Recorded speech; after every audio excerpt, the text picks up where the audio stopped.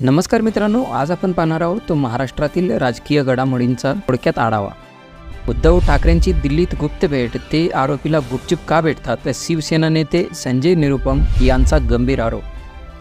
सरकारी पैसा राणा मुख्यमंत्री उपमुख्यमंत्र्यांचा आहे का, वडेट्टीवार यांचा संतप्त सवाल। सत्ताधाऱ्यांनी माफी मागण्याची मागणी।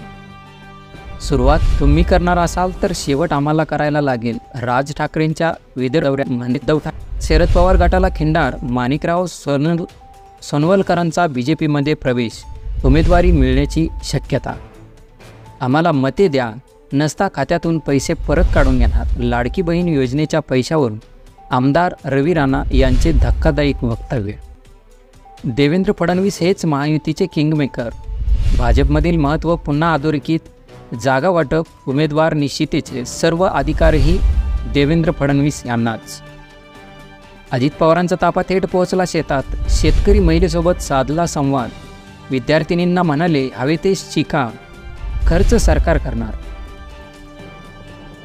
मोगलांना संताजी धनाजी दिसायचे, तसा मी उद्धव ठाकरेंना दिसतो, मलाही अडकवण्याचा प्रयत्न झाला। मुख्यमंत्री एकनाथ शिंदे यांचा धाव।